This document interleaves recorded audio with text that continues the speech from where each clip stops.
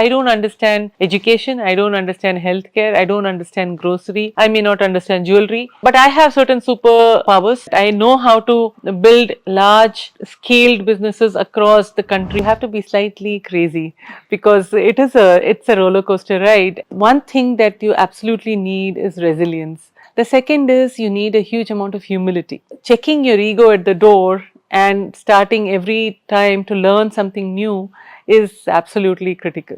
And the third thing is, I would say, to have the vision of something exciting, something big. The other thing which is very close to my heart is, of course, Portia Medical, because this actually came up from my own experiences of challenging healthcare issues with senior citizens.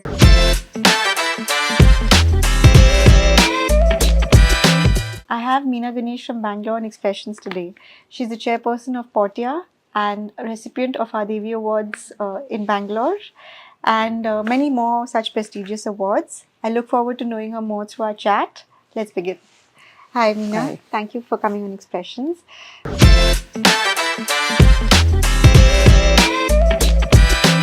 I'd like to begin by asking you, what are the 3 qualities you feel is an absolute must in a successful entrepreneur? Oh, that's a good question, Neha. Firstly, I think you have to be, it's not a quality, but I would say you have to be slightly crazy because it's a roller coaster ride, and to be wanting to put yourself through that means that you're slightly off. So that's not a quality, but that's a prerequisite, I would say. But in terms of being a little more serious, I think one thing that you absolutely need is resilience. Because, like I said, it is a roller coaster ride. There are moments of great excitement and moments of despair, and all of that on the same day or the same hour, you don't know. But there's a lot of learning, there's a lot of ups and downs. So that's one, resilience is one for sure. The second is you need a huge amount of humility. Now, when I started my first startup, it was in the year 2000, it was in the BPO sector. Great, sold the company, exited. Then I went into education, edtech. But I start again and ground zero. So again, I have to learn a lot about that. The fact that after my edtech startup, which I sold to Pearson, pretty successfully, I might add, it doesn't mean that when I start Portia Medical, which is in healthcare, anybody is giving me any credit for that. Okay, the investors may say, okay, yeah, you've done a good exit, let's back you. But when I go out into the industry and talk to the healthcare professionals, they don't necessarily give any weightage for what I've achieved. I might get a meeting because they've seen me probably in news or whatever, but you have to start all over again from the ground zero. So checking your ego at the door and starting every time to learn something new is absolutely critical. And the third thing is, I would say, to have the vision of something exciting, something big. You need to constantly think about that and make sure that you're communicating that to everybody around you, because you're going into uncharted territories, and as I said, it's ups and downs. And how do you make the rest of the team feel as excited about what you're trying to build, how the culture, the importance of what you're doing, that you have to communicate all the time so that you can take the whole team along with you at every step. Wonderfully said, wonderfully. And also I think timely, when you have a vision and it's planned properly on time, it goes well. Thank you. So you've held top positions in Microsoft, Tesco, NIIT and other leading firms. How did that shape you as an entrepreneur, and also the risk-taking ability, in you that we've been seeing in your work last few years? So it just, it's happenstance that when I joined NIIT, NIIT was a startup. Okay. And it was from, if you know Delhi at all, then you will know what a barsati is. So that is where the headquarters of NIIT was. So in effect, I was one of the early stage employees of a very early startup in a new area altogether.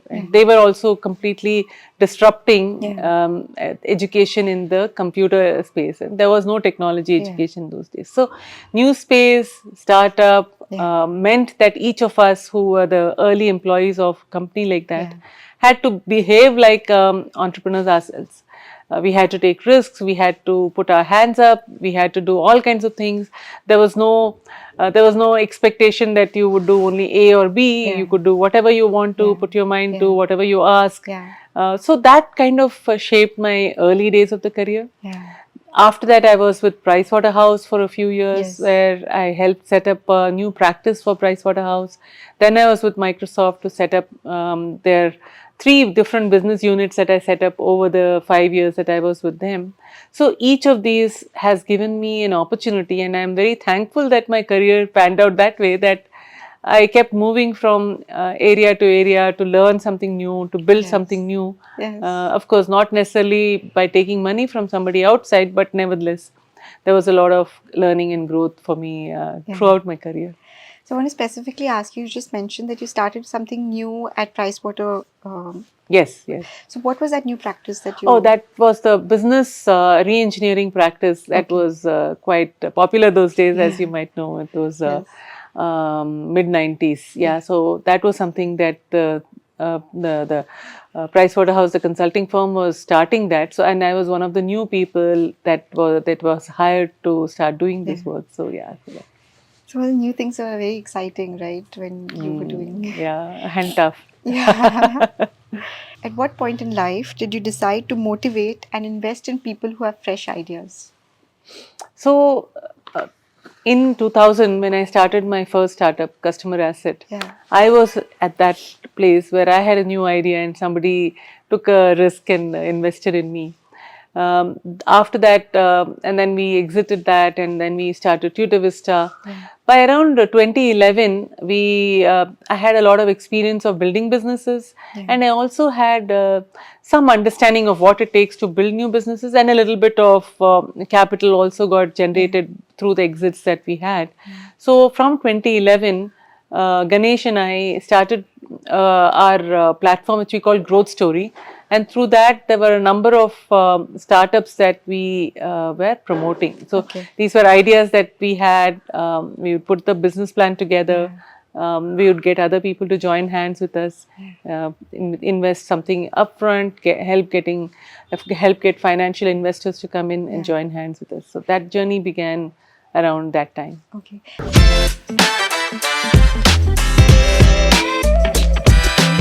And any idea that stood out and you vividly remember that was very exciting? Any experience you want to share? Yeah, sure. So everybody knows Big Basket, Yes. right? Yes. And but at that time, Big Basket, I was in between startups. I was with Tesco for many years, for 5 years. So I understood a little bit of retail, even though what I set up was their service center, which had technology and a back office, but it was compulsory for us to go and work in the stores, actually work in the stores in the front end, back end. So I had some understanding, decent understanding of retail. So when we started to put our thoughts together on getting a e-grocery kind of a business started in India, that was very exciting. Yeah. Also because as a user, and I'm sure all of us, we've been the happiest as women, especially that there's someone coming and delivering things. Things have changed now, of course. It's everything comes at 10 minutes, but those days it was not that. I used to go stand in lines to pay the. You can select quickly, but you can't pay quickly. So that was to really irritate me. So that was a really a great moment of this idea is absolutely necessary, and we were able to get the team from FabMart, which they came and they agreed to join us, and it was really exciting to see how that whole idea was starting to get built out. Now the interesting thing was that so many people told us that this is not going to work. Webvan failed, this happened, that happened. So many failures on grocery delivery at home. There's no way this is going to work. But lo and behold, that's become one of the biggest industries now with 10-minute deliveries and whatnot. So that was one which was very exciting. The other thing which is very close to my heart is, of course, Portia Medical, because this actually came up from my own experiences of challenging healthcare issues with senior citizens, with my own parents, and how we manage, and my mother-in-law.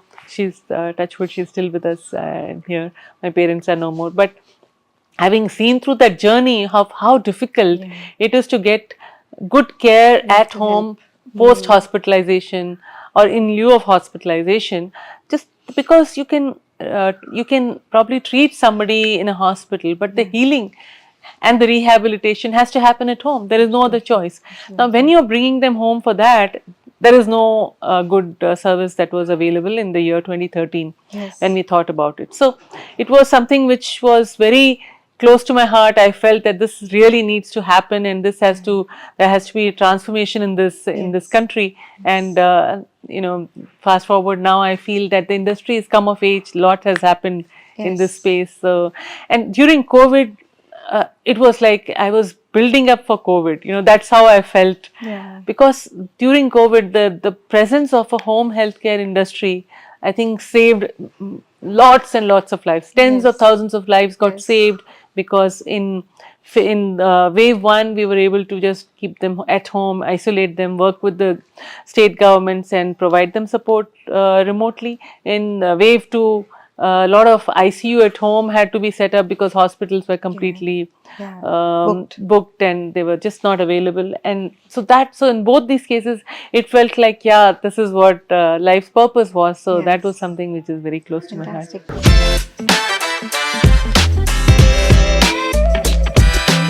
Because I also noticed on Portia Medical, you have a separate geriatric care.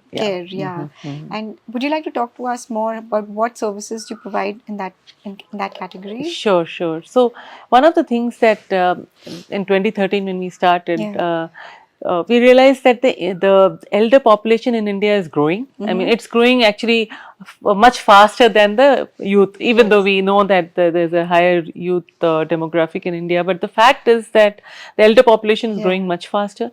And when you look at super seniors, that's got an extraordinarily fast growth rate, which is good, which means that longevity is improving. That's great. But are we ensuring that the quality of life towards the end is something which is satisfactory? Now, that requires many things to happen, of course, that people need to take better care of their health in their youth, so that in the elderly, when you become older, you're in a good health. But that said, there's one very important thing, which is what kind of healthcare is available to senior citizens in their twilight years. Now, along with that, you combine the fact that families are nuclear now, and in many cities the senior citizens are staying on their own without necessarily having their immediate family members. And it's not a complaint, but that's the evolution and of society, and we got to figure out how to handle that. Now, not everybody will want to or deserves to go and stay in a retirement community. You don't want to do that. You want to stay in your place where you're used to this temple you're used to going to, and this park where you can meet your other friends. So you want to be in that environment, but you also need care. So that was one of the drivers for this. Of course, Portia also does a lot of care for people who have gone through hospitalization and come back, recovery and all that. But if you just look at the senior citizen population, then that population deserves to be taken care of appropriately. One of our learnings was that a lot of senior citizens refuse to get any care for themselves because it's just so challenging for them. They have to disrupt somebody else's life, or they're running pillar to post, and it's very difficult for them. So even if they can afford it, they stay away from taking care of their health for that reason. Now, what happens then is that they wait till things become really very bad, and then they go and things are, how it is. It becomes really bad. So how can we ensure that we do multiple things? One, those who are in reasonably good health, can we provide them a continuous monitoring so that we make sure that they remain in good health? But if something is required at any point in time, you provide that. So we have we call it an elder care plan, which is like a subscription plan that someone is tracking your health, making sure that you're in good condition and providing you with support as and when you need. The second category of people may be having episodes of sickness. So you provide you provide whatever help they need during that period, during the episodes of support.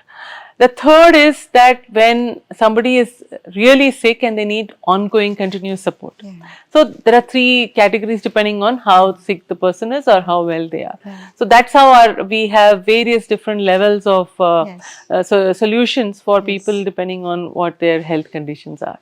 For instance, my mother-in-law, she's close to 90. We have a nursing attendant who is stationed with us and who takes good care of her throughout day and night. But then my doctors also come in and look at her when something is not okay and she needs Like additional support at regular checkups. Or right now she has a wound, so there's a nurse that's coming in every day to change the dressing so that the wound gets better. So that's the model that we provide, and I myself am a super user of my own services. Amazing. I also read that the motivation behind starting Portia was also after your experience with your father. That's correct. So what was that like? Would you like to talk about it? Sure. My father had cancer, and by the time it was diagnosed, it was quite advanced. So there wasn't a whole lot that we could do for him other than palliative care. And so we used to, and Manipal Hospital took good care of him whenever the hospital requirements were there. But the rest of the time when he was with me at home, there was no service provider that could be reliable and of the right quality. So they used to send, I used to call some number, some faceless, nameless, somebody used to come. I have no idea about her, the nurse's antecedents or her capability, but you know what, that's what was available. So I used to go with that. So, I'm sorry about No, that's fine. I mean, he was old and he had a very good life. So, but luckily he didn't suffer long. In a year he went. So he had a good life. No problem.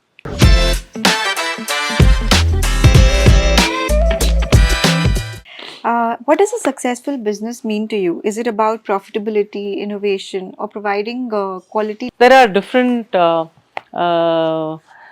different measures and different aspects of success for any business, but and different people have different views. Of course, a lot spoken about valuations and the monetizations and all that.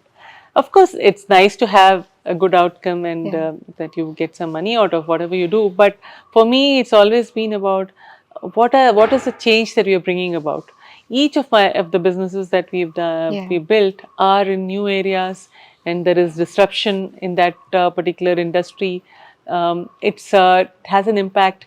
So whether you look at the BPO industry, we started BPO very, very early, when one of the early starters. It was literally created a new opportunity of employment for lakhs and lakhs of people. Now the BPO industry employs, I believe, but 40 lakh people are employed in the BPO industry. So that it came up because of many companies like us, which took the initial step and said, hey, there is something over here, let's go explore and see if we can build something out. So that is something which makes me very happy. And of course, I spoke about how Portia, I believe, really makes a huge difference in people's life and their wellness. So it is a combination of all these things, the disruption, the change, the impact that you can create. And of course, no doubt, if you can create a good economic outcome, absolutely, I'm not saying that's not important. That's secondary for you. That is always secondary.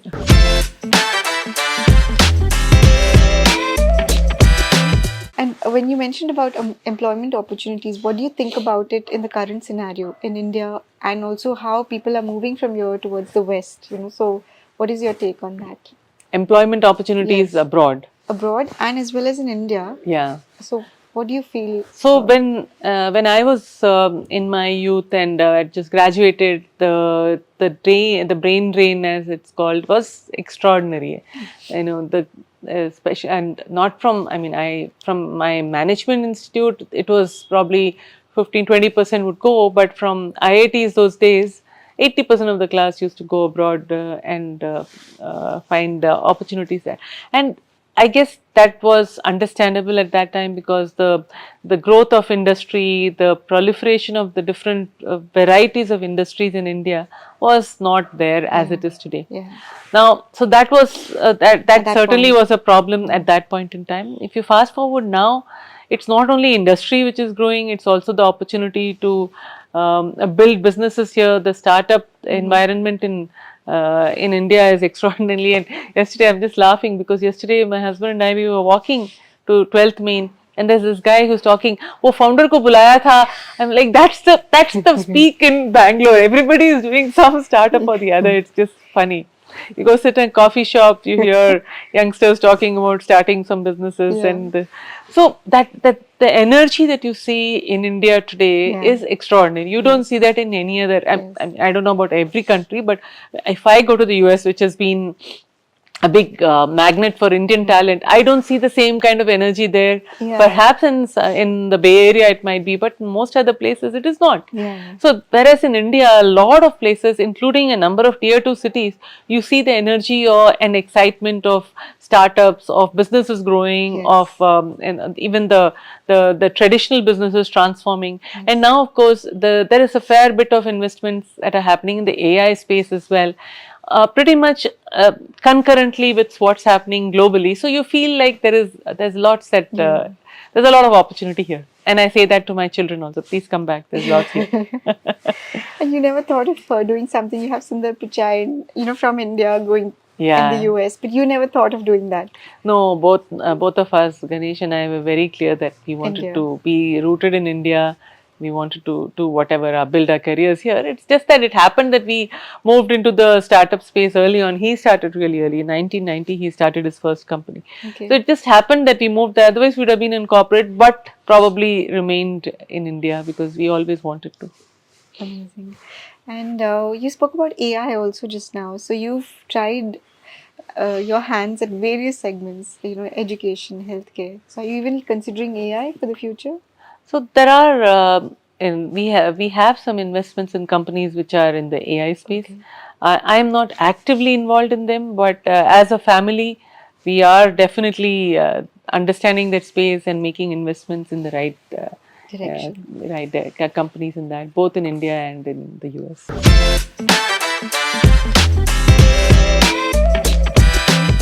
From being a pioneer in the BPO sector to education and home healthcare, what's the secret of identifying a potential business opportunity?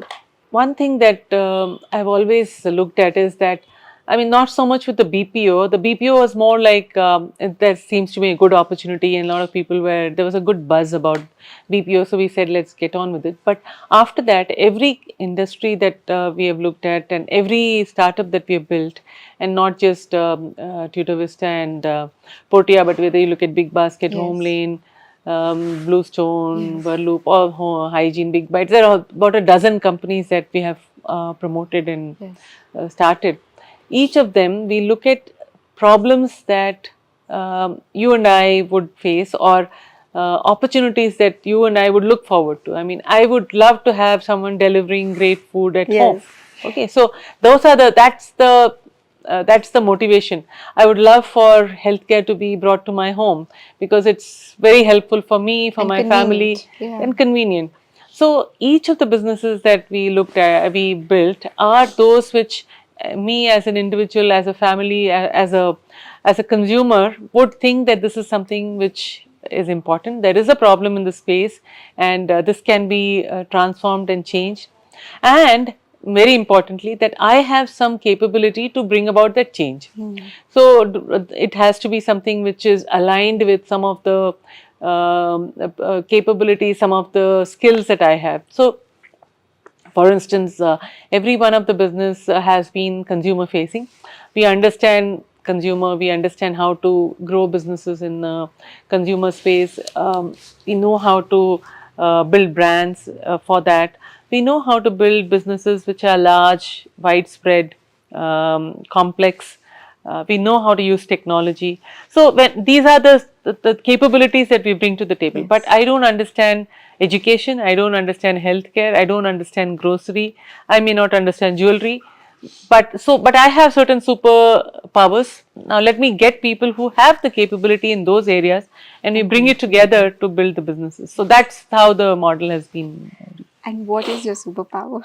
That superpower is exactly that. I know how to build large scaled businesses across the country, which are very complex in terms of how they get executed on a day-to-day basis.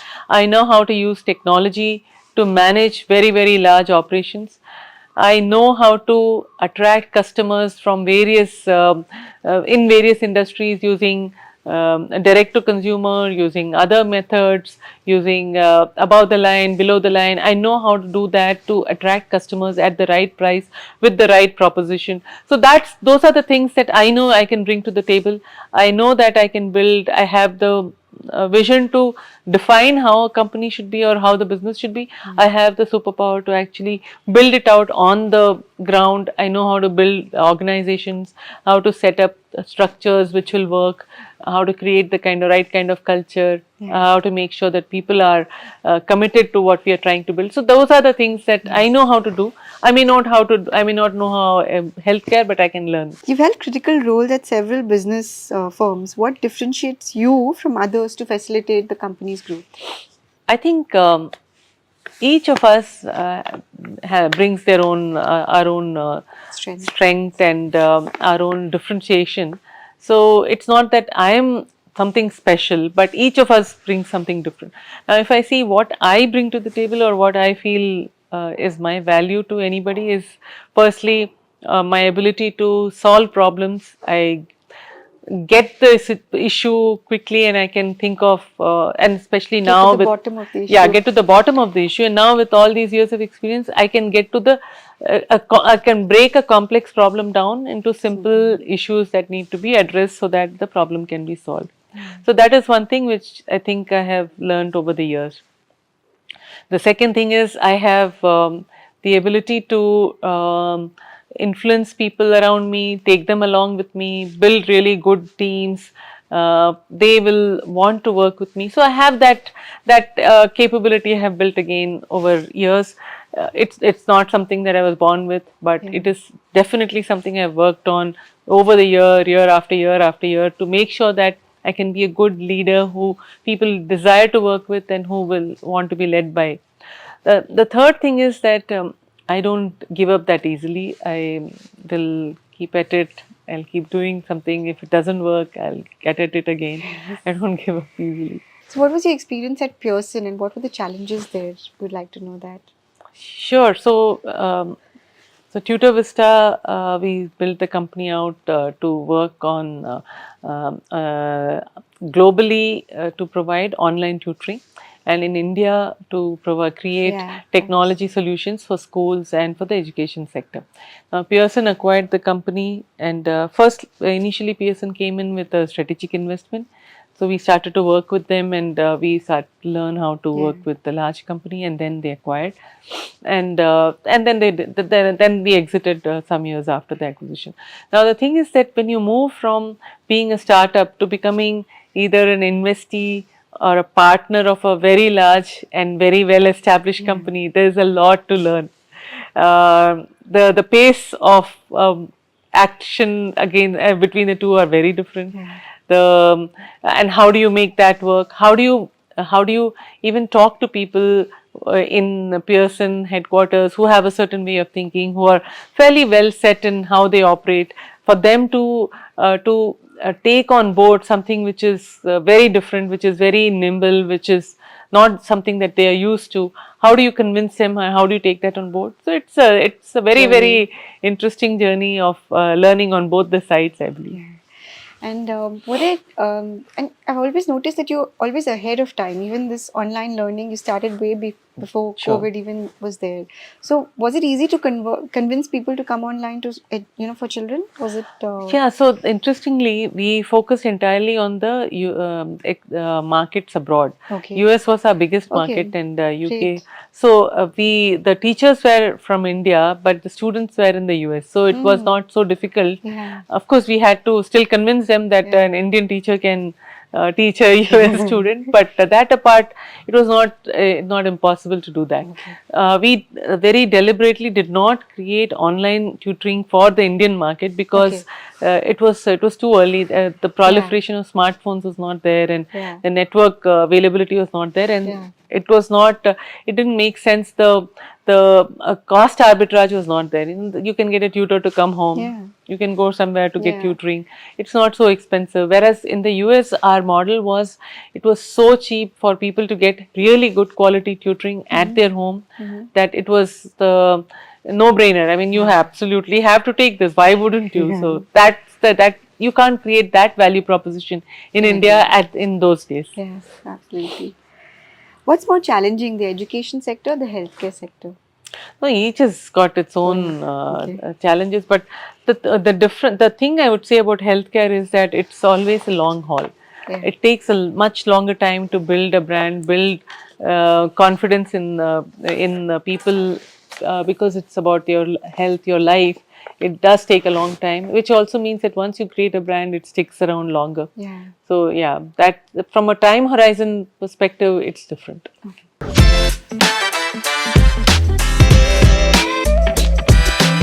So you are among the biggest players of the home healthcare sector. What was your strategy to make it one of the fastest growing enterprises and so quickly? So when we started in 2013, it was of course unheard of. So you had to work on multiple levels to create confidence amongst three stakeholders: the customers or the patients who are taking your service, that they are confident that you can actually get services at home and it will be good quality, medically sound, etc. Second, the people who have to go and deliver the service. So you can convincing doctors, nurses, physiotherapists, etc., that you can go to somebody's home and provide service, and that's a good thing. It's not. Everybody was used to working in a facility, so how do I mean? It's not good for my career if I move from a facility to home care. Was the idea in the mind? Now it's of course different. I mean, home care has become so. That's the second thing. Third constituent that had to be convinced were all the hospitals and the doctors, etc., because we needed them to refer the patients and tell the patients, yes, you can take the service, you can take this at home. Okay, so these three constituents needed to be convinced. So we worked in parallel to ensure that. After about a year and a half, 2 years into our journey, but we had figured out how this works and got the basic infrastructure, etc., in place. We went around very deliberately to build our brand so that the consumers understand, patient understand, and they actually get the sense that this is something solid. So that was one that we went through. Second, we worked deliberately with a lot of hospitals and actually had tie-ups with the hospitals, convinced them about the quality of work that we are capable of doing. So we had some very senior medical professionals that were working with us right up front from day one. So with the help of them, went and convinced them about the medical quality of what we do, the fact that we are vetting all the people properly and they are the right people that are coming. So building the faith amongst the medical community by tying up with hospitals very early on in our journey. And then of course working with institutions who provide nurses, or working with going and meeting a lot of the younger doctor population to explain to them what we do, so that they are willing to come in on this journey with us. So it was that there's a lot of deliberate work that we had to do to build the demand and supply and blessings of the healthcare the medical community. You seem to be very organized and plan well in ahead. At what stage did you decide to diversify your services, like into specific areas like physiotherapy, doctor consultation, mother baby care, geriatric? So was it always planned that way, or you? So it was. I would say that we allowed ourselves to be led by what the customer wants. So as you start talking to them and the families, and you understand what further needs they have, said, is that something that we are capable of providing? And so that's how we started to build our set of services. And then we realized that it's not only about services, it's also about providing medical equipment. So that's when we added on a whole new capability of providing them with medical equipment. So that, which ranges from something as simple as a walker wheelchair, but very, very complex, setting up of a full-fledged hospital kind of care at home with a bed, with a ventilator, with DVT pumps and multipara monitors, the whole. So there's a whole range of medical equipment that we added. That also came as we spoke to our customers, both the doctors and who are referring our patients and telling them go take these services, as well as the patients who we used to visit. Which of these segments have the highest demand, like the physio and so is there anything that... It's a mix actually, but I would say that the things which so let me break my services down into three. There are three big, or the company's revenues into three big buckets. One is the services revenue, which is you go send somebody home to do some services. The second is medical equipment, which is we sell as well as rent out medical equipment. And the third is the work that we do with pharma companies. We distribute some of their specialized products. So there's a pharma sales revenue. There is a pharma medical services. So for their patients, we provide what is called as patient access programs and patient support programs, as well as medical services. So these are the three big business lines, if I may say, call them. Now the pharma, I would say the home services constitute about 50% of the business. About 20% comes from medical equipment and 30% from the pharma and related services. That at a very broad level. Within the home care services, the nursing attendant and nursing are the biggest in terms of revenue generators, and then comes the physiotherapy and doctor visits and so on.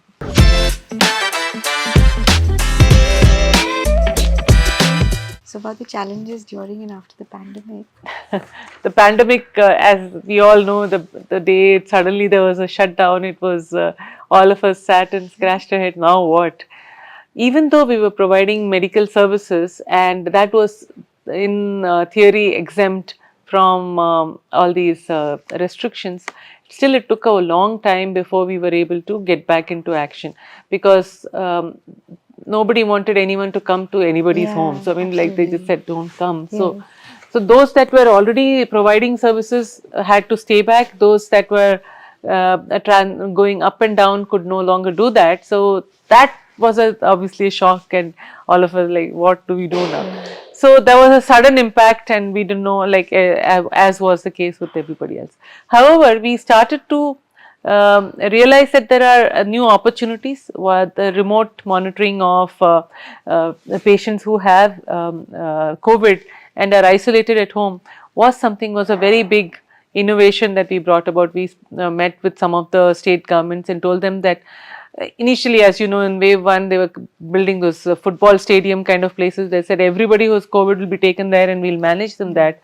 They said it's not feasible as the proliferation of COVID cases happened. It's not feasible. I mean, how many people are you going to put there? Let them stay at home. We will monitor them. And if they become worse, then we will tell you, you can come and take them away into your hospital setups. So we managed to do that with multiple state governments, and I think lakhs and lakhs of the population we were supporting across multiple states to manage their, keep them at home and isolated. So that was a whole new thing that we brought about. Also, a lot of corporates wanted support for their employees, so we created these teleconsultation lines for them. So as you know, teleconsultation for doctors became a big thing during COVID, which was not there earlier. So that was a whole new set of services that came. And in wave 2, it was about a lot of COVID care at home for very sick patients, not for the mildly fever kind of thing, but people who are really sick. So that was again a new service. We also set up a whole number of locations where, like, we used to take hotels, convert them into hospitals by providing some medical equipment, putting our doctors and nurses over there, and corporates used to send their sick people over there who could not be isolated at home because they were too sick. We used to get them into the facilities and care for them. So it was like creating new hospital capacity literally on the fly. So yeah, we sort of rolled with the punches and tried our best to do what we could do at that time. We also, in fact, with Hindustan Unilever, we did a very big program of getting oxygen concentrators, a large number of oxygen concentrators. We imported them from various places, and we put them out into the country on multiple locations, and depending on whoever wanted the oxygen concentrator, Yes. if we used to supply that, take it back, clean it, and then supply it around. So we did a full-fledged all India oxygen concentrator management program with HUL.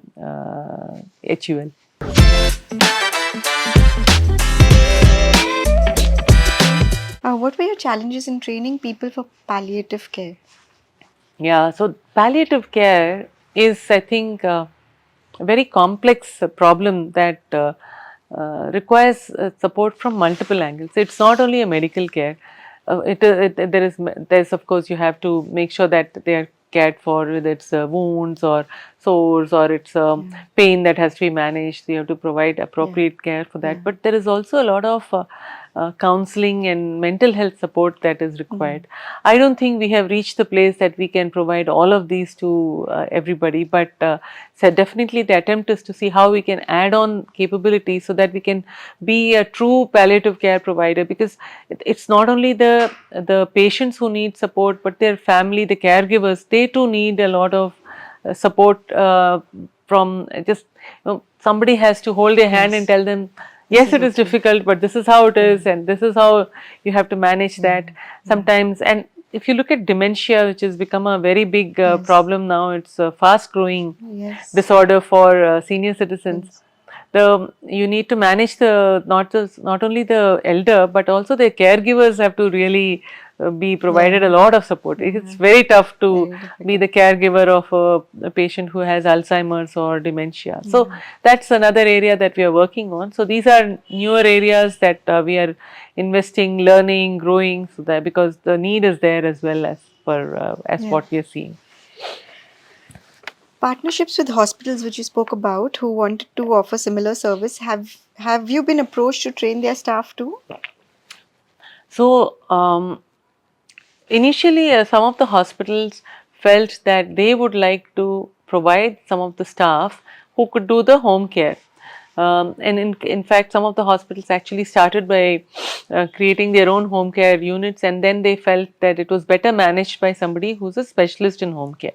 So to the extent that we feel that if a hospital wants to do home care, then it's better that they partner with somebody like us, because not only do we have the right people with the right training, but the technology to manage this whole distributed and diverse workforce which is all over the place.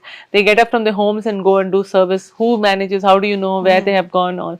So we have technology to manage all of that. So it's from that perspective, it's a very good win-win for a hospital, that they do the in-facility care and we do the out-of-facility care. So you do have a training center also?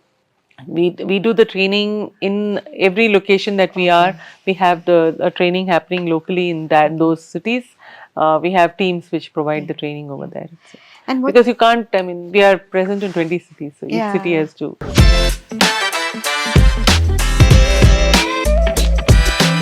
So what's it like to manage an enterprise with over 4,500 staff across 40 cities, and how much are you involved in day-to-day basis with them? Yeah, so till about 3 years back, I was the CEO, and obviously I was extremely involved running it, and it's a complex business. It is people intensive, it's a day-to-day business, so every day, every service has to go well, so it is very complex, and you have to be extremely well involved with the teams in every location, so that they hear from you what is right and what is important and how it needs to be done. That said, that we have a very strong leadership team under the CEO. So we have a CEO who was my co-founder as well. He runs the company on a day-to-day basis. Every city has its own leadership team. For every service, there is a leader who will then drive the processes, the ways of working, And that our technology is a strong foundation for us, and a skeleton through which we capture all the data of all the work that goes on. So we know which patient came in, did what, and what is the service going on the way it's meant to? Are there any issues there? Are the patient unhappy? Is the service provider unhappy? How do we track all of that? So all of this is managed through our technology backbone. Who are your competitors and how do you stay ahead of them always? So this is an industry which is not unlike let's say e-commerce. It's not a winner take all. It is something that multiple players are there, multiple players will be there, and it requires also the more number of players, it improves the acceptance of this service also from a customer perspective. So yes, there are competitors. Most of the competitors, there are very few which are pan India like we are. Most of the competitors are local. And to that extent, it's a local business. Every day in, day out, every business, every region has to make sure that they are providing the right service and they are meeting the numbers. So that's important. What we pride ourselves in is that our quality of people, our training that you referred to, our technology has been honed over decades now, nearly 12 years that the business has been. So you've seen all the ups and downs. We know what works, we know what doesn't work, we know how to train our people, how to manage them, how to ensure that customers are happy, and how to keep on adding new services. That's our something that we take a lot of pride in. We look at what's out there, what is the need of the customer, what's changing now, and how do we offer that. So that's how we try to stay relevant. And how did you think of Portia and what does it mean? Like, oh, the name. No, actually, it doesn't have any very deep connotations. It's just that we like the name. The word came up, and it just stuck, and we now love it. Yes. So, with your vast experiences in several fields, do you see an international collaboration for your ventures in India? So, a business like home care, especially the healthcare, is a very, very local business. So, if we want to go and build Portia anywhere else, we'll have to build it locally over there, maybe with collaboration. But where we see, but even otherwise, the area where there could be potential collaboration is that there's a lot of new medical equipment that or the devices, especially point of care, diagnostic devices, etc., that are getting created both in India and abroad. So we can help some of those device manufacturers to come into India if they want to reach their customer base, because what we have really in effect put is a pipe into the homes of lakhs and lakhs of customers in India. So anybody who wants to come in with a product that is relevant to that community, to that cohort, we would be a very good partner for them.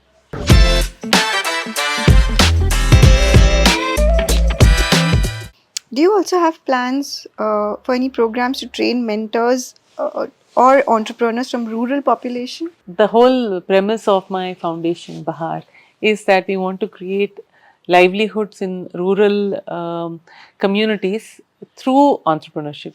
So Bahar is actually the first of the programs in Bahar is a program called Community Healthcare Entrepreneur.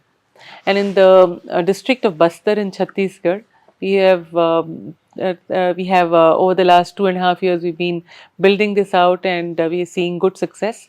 We take women from the local tribal villages, we train them per each group of maybe 2 or 3 villages has got one woman who is the community healthcare entrepreneur for that population. So about 250 families would be addressed by one community healthcare entrepreneur. We call them Sangwaris in Bastar. That's what they're called.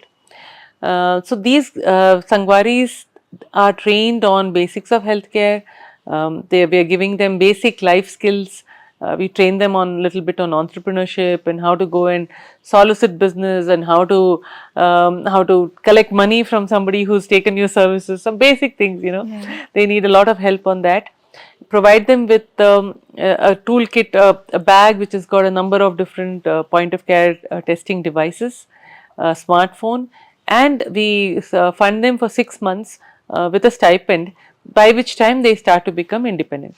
So that program, all of them, we have about 37 women serving a population of about 40,000 community members in Bastar, in across the district, across multiple villages.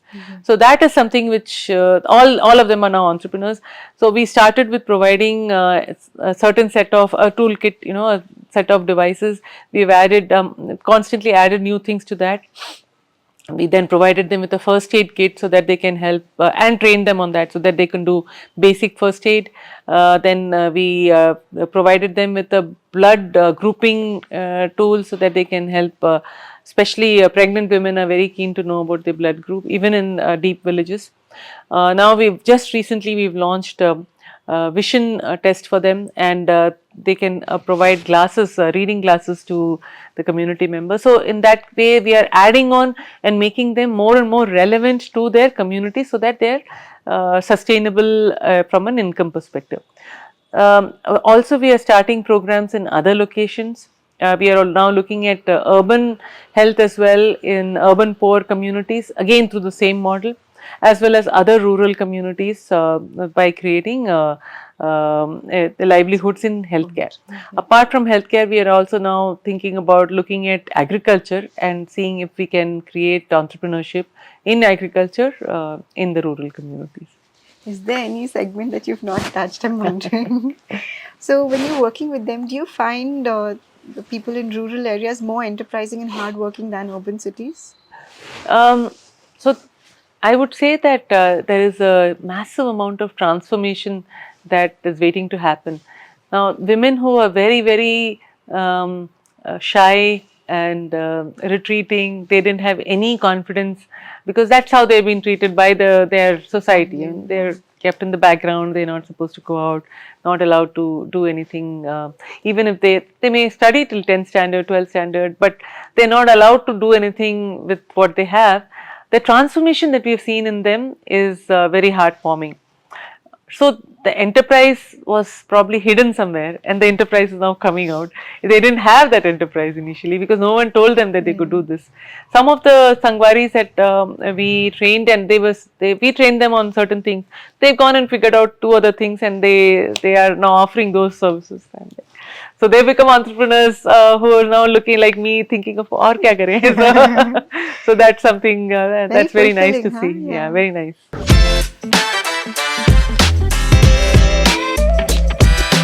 So home healthcare comes at a cost. How do you think private sector participation in the government's healthcare system can make it more affordable to the common man?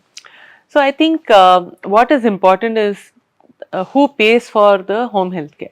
Now the thing is that home facility based care tends to get covered by insurance. Okay. The government also has various insurance programs, private insurance, but home healthcare has not traditionally been covered by insurance. As a result, it tends to be an out of pocket. But on the other hand, if you take the right care at home, you probably don't need to go to a hospital. So that's the piece that we are working with insurance, we are working with government to see how we can get more and more of coverage for home health care, such that people get care at the right time in the right place, and the escalation of healthcare costs can be controlled. Would Portia come forward to train or mentor the government staff? See, I don't think they need to be trained or mentored by us. What they need is to say that yes, this is something that is important. There are a lot of training programs. For instance, we work with the National Skill Development Council and take a lot of people who've been trained for what's called as general duty or bedside assistant.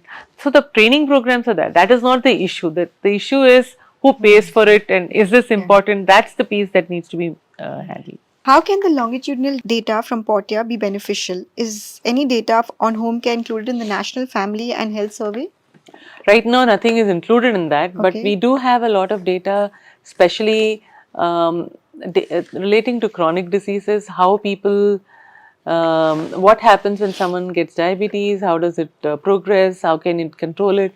There is data that gets collected. We have a lot of data about senior citizens, about how their health parameters change over the years. So it is possible to use that data, but right now there's nothing that's going on. Okay. And what's your view on the current startup scenario in India? Oh my God. Where do you see it heading in the next 5 years? I think it's fantastic, the amount of energy that's going in, and Yes. this constant flow of ideas. What the good thing that's happening now is the realism that a startup needs to eventually be economically viable, and Yeah. I think that's a great transformation that's going on. It's not just about valuation; it's about profitability. It's about sustainability of the business. So I'm excited. There's lots more to come, and the younger generation.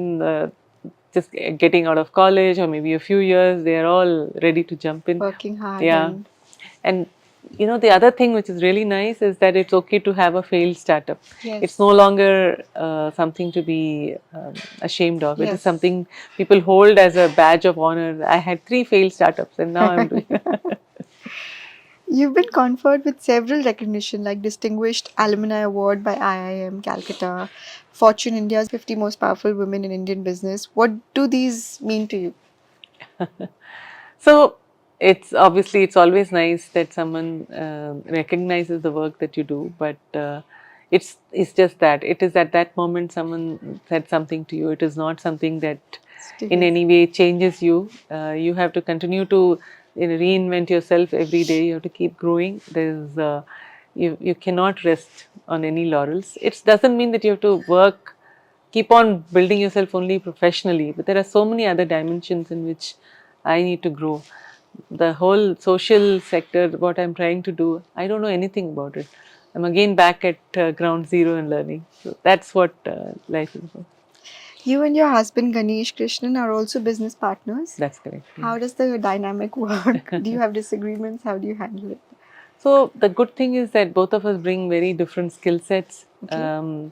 So we are complementary rather than overlapping, which means that we respect each other. It doesn't mean that we don't argue. Of course we argue, but we respect the other person's opinion quite strongly. Yeah. How do you complement each other when it comes to entrepreneurial, financial, and analytical skills?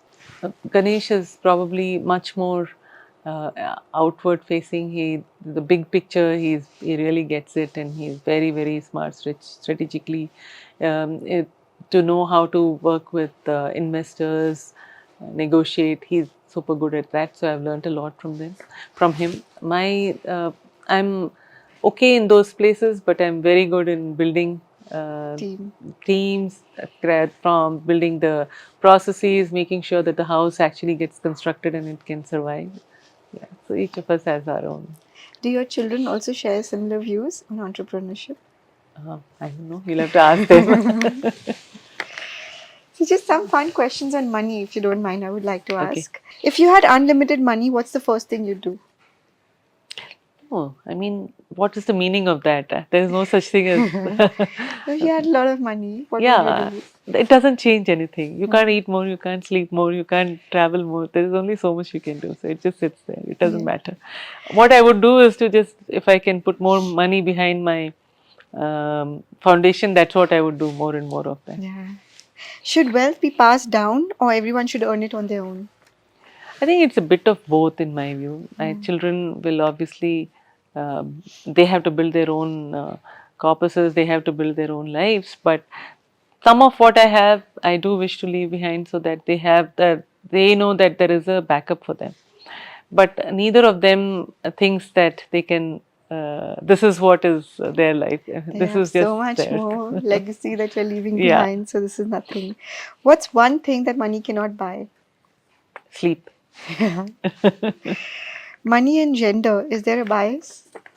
I think so. I think women feel a little intimidated by financial matters, and I think that's absolutely incorrect because they are more than capable of doing that. So, if anybody is hearing this and say, no, you go take charge of your finances, don't leave it to the guy.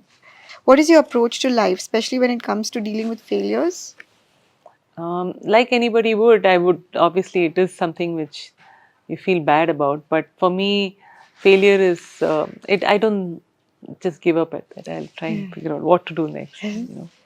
Any fond memories of your time spent in Chennai or Kolkata? Yeah. Kolkata is where I was a kid and I grew up in New Alipur. I told you I Yeah. spent a lot of time. I have very fond memories. I remember when I went back to IIM Calcutta, and then I was studying. I was also on the board of governors of IIM Calcutta. So Yeah. I kept going back to Calcutta. So in one of those trips, I went back to my New Alipur railway colony and went and knocked on the door of the whoever was living there. I said, I used to be here. They said, okay, come have a look. It was really nice. I'm sure. Even the food there, right? Yeah. Tell us something that everyone loves but you hate. Oh my God, what would that be? I don't know. I can't think of something like that suddenly. Okay, tell us one thing that no one knows about you. Ah, last year I got myself certified for open water scuba diving. What's your way to unwind? Um, a bunch of things. I like to read. I like to write. Meditation. Talking to friends or talking to family. All of this. Any particular book you would like to Oh, talk all about? the time I'm reading something or the other. So both fiction and non-fiction. Okay, last question. If there was a dream venture that encapsulates everything you've always wanted to do, what would it be? Oh, my Portia is my dream venture. This is what You wanted gives me maximum satisfaction. I always, interestingly, wanted to be a doctor. I didn't become a doctor, but I somehow, fate brought me back into got the close. medical field. So yeah, it's great. That Yeah. is what I wanted to be. Thank you very much, Meena. Thank you so much, It was Neha. so engaging and interesting to chat with you. Thank you. Thank you so much. My pleasure.